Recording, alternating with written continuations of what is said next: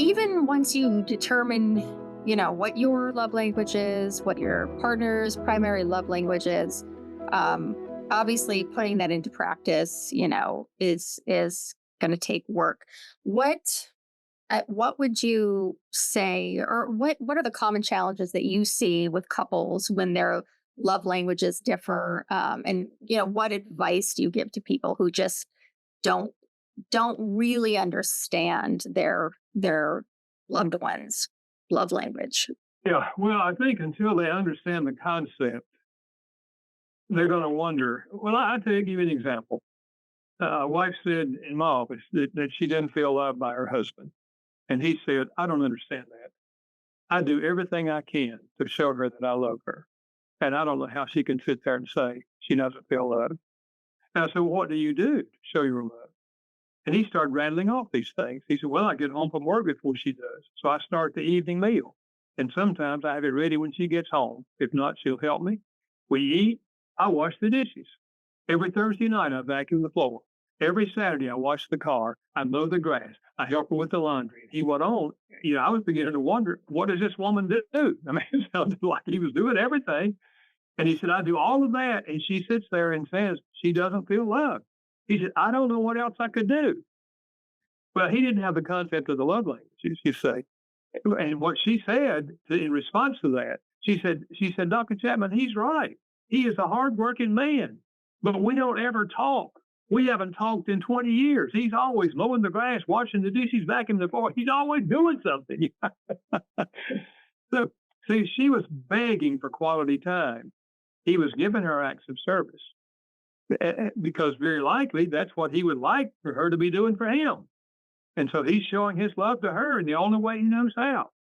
So if he understands the concept that what makes one person feel loved doesn't make another person feel loved, and that maybe her language is not going to be acts of service, then he can come to understand why it's important for him to carve out some time to sit down and have conversations with her and share your thoughts and your feelings and your dreams and your frustrations with each other and feel like, man, he really cares about me. He's willing to spend time with me.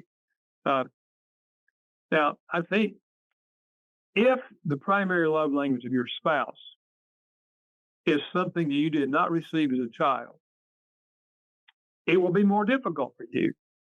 Because, look, for example, if you did not receive words of affirmation growing up, and all you heard maybe was negative words, it's a learning curve because it's not natural for you to say words of affirmation. I had a husband who told me exactly that. He said, Dr. Chapman, we took the quiz and her language is words of affirmation. He said, I don't know how to do that.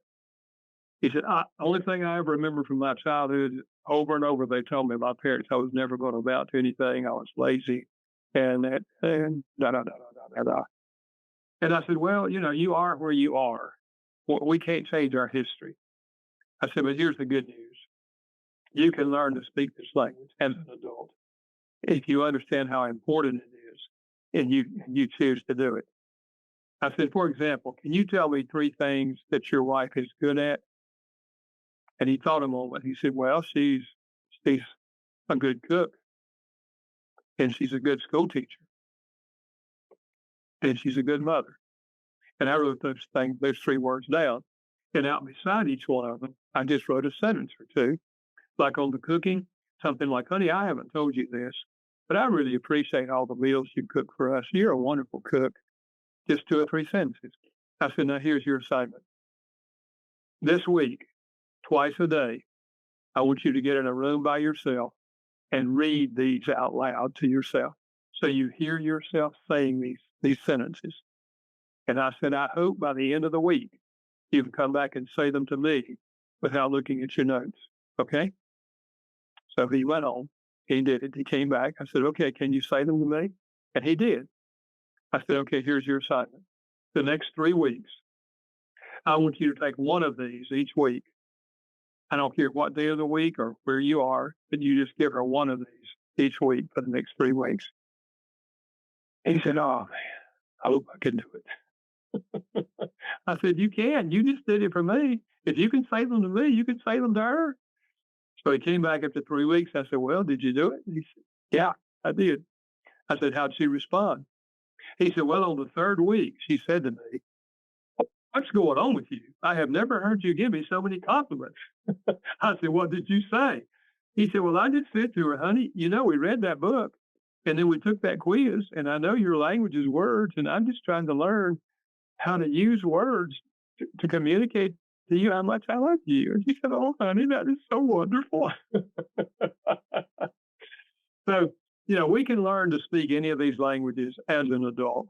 But yes, it's a learning curve. But if you understand why, you have an attitude of love, you want your spouse to feel loved, you want to meet that need for them, then it's worth the effort to learn how to speak a language that you don't know how to speak.